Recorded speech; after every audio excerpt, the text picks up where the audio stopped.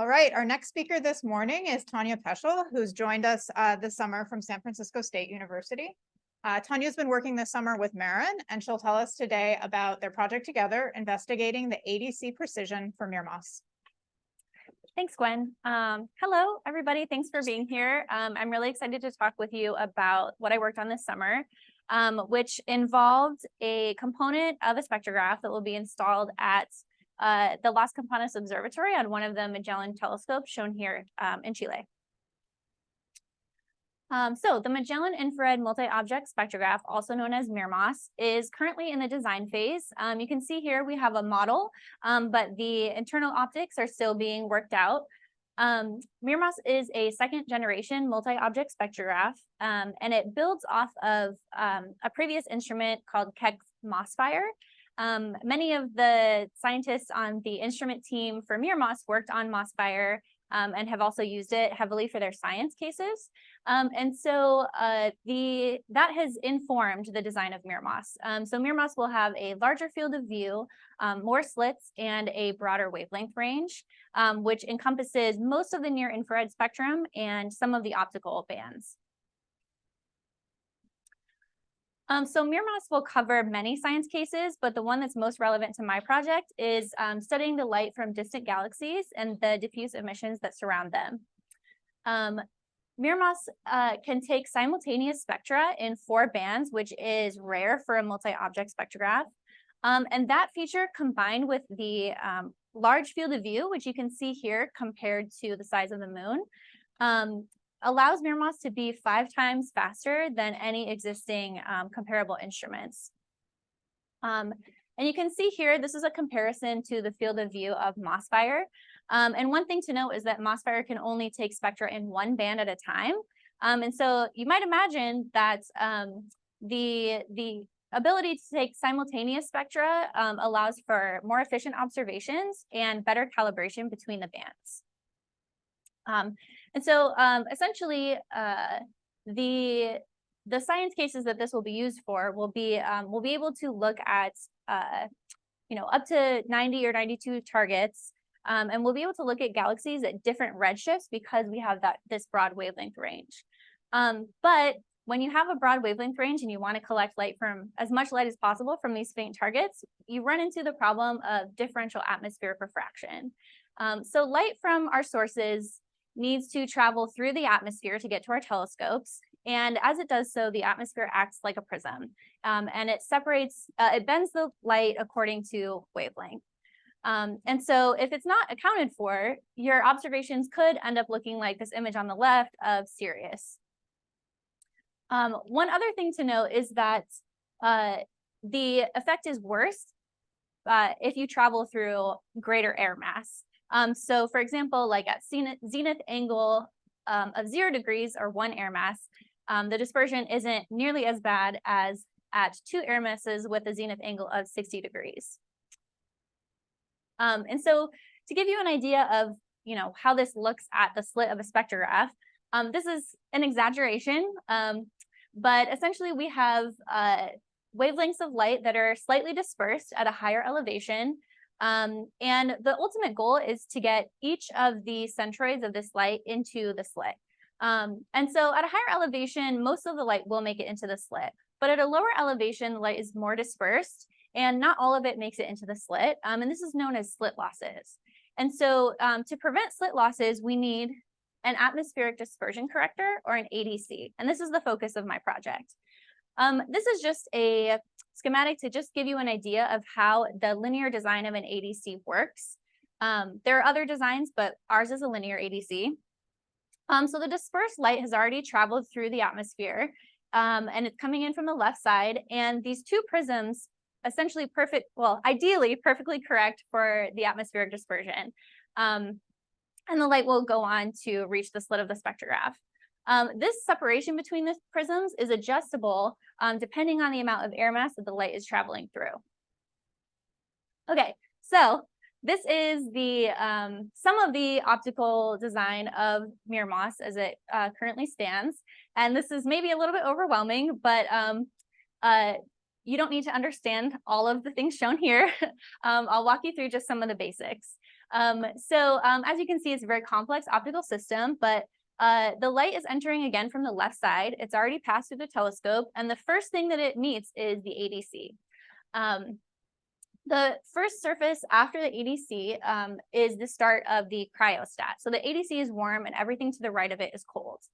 And the light focuses here where the slit unit will be placed.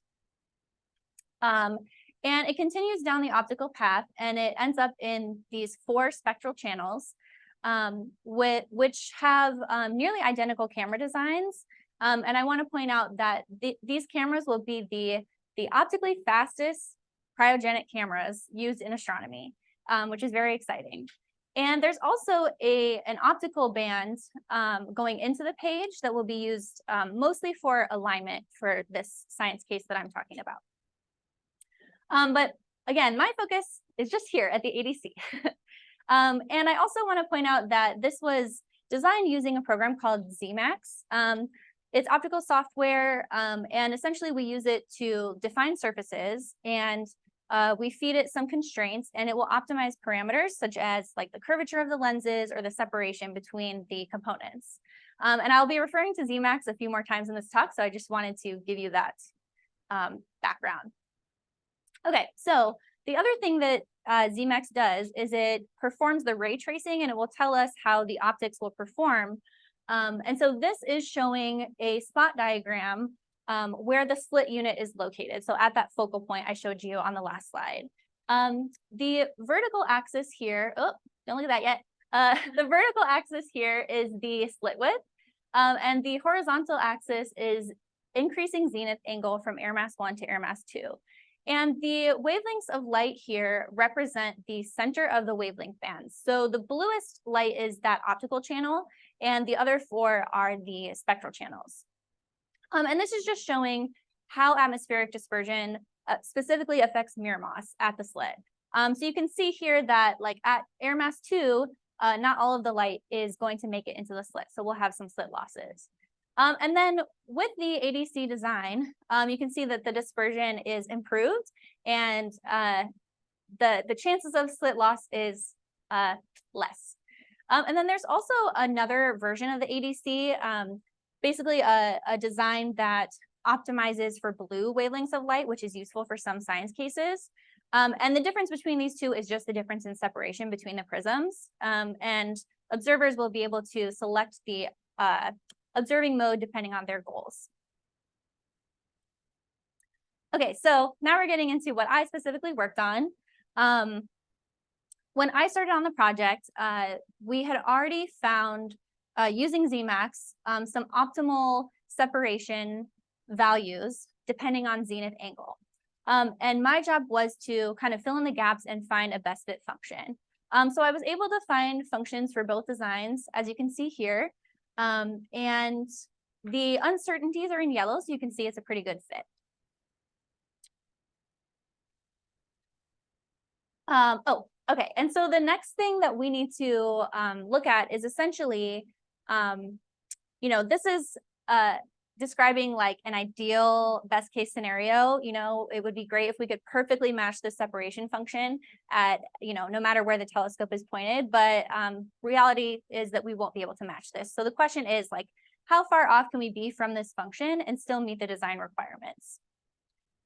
So the first design requirement that I looked at was centroid spread, which is the spread from the most dispersed to the least dispersed wavelengths. And you can see here that I didn't include that optical channel because our design requirements don't incorporate that. And the design requirement that we have for the centroid spread is that it needs to be less than 1/4 of the slit width. First, I just checked to make sure that my separation function allowed for us to meet that requirement. And you can see here that it does meet the requirement. We're well within it. And I should say that also this vertical line, anything to the right of it is also not included in the requirement. So we're okay at this data point. One thing to note is that I evaluated this at the central field position. So this is the field of view of MIRMOS. And you can imagine there will be 92 slits throughout this field of view. And the essentially best optical performance will take place at the center position. So that's something to keep in mind when we're evaluating these tolerances. Okay, the other thing that we need to consider is the mechanical components of the ADC. So we'll need something that the ADC will be mounted on and that will be adjusting the separation. And so we're limited by the precision of the mechanics. And so this is a stepper motor and a lead screw. And it's just kind of one example of something that might be used to mount and move the ADC. Ultimately, the engineers will be creating something like this, but we need to give them some bounds, some tolerances to make sure that what they create will allow us to meet our science goals. And so I essentially looked at, a standard stepper motor and a standard lead screw. I looked at, how this rotation translates to rotation of the lead screw, and I determined that a basic mechanical tolerance that we could test would be plus or minus 0.5 millimeter. So then I looked again at the centroid spreads after applying that mechanical offset to see how it would perform. And you can see that we're still well within the tolerance, the design requirements. So this tolerance could potentially be even looser, which is great news. It means we don't have to have a very expensive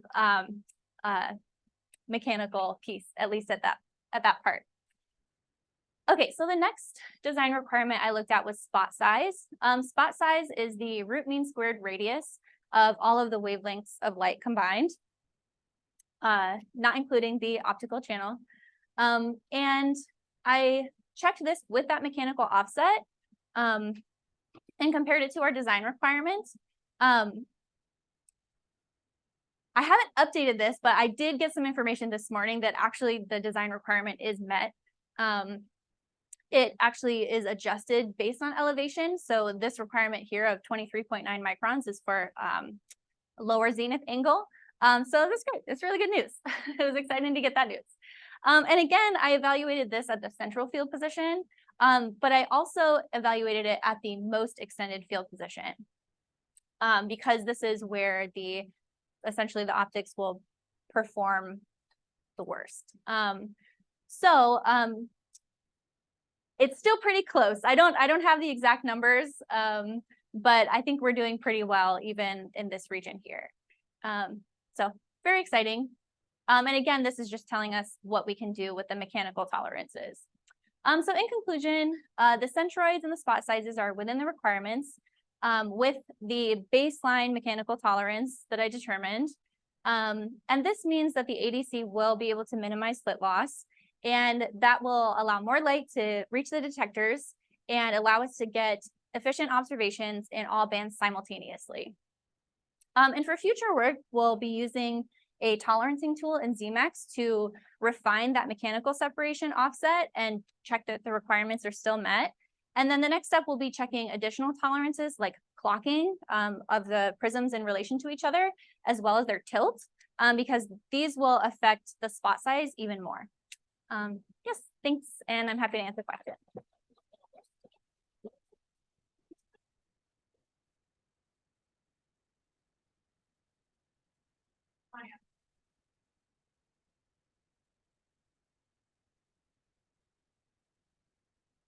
Hi, thank you very much. It was very interesting.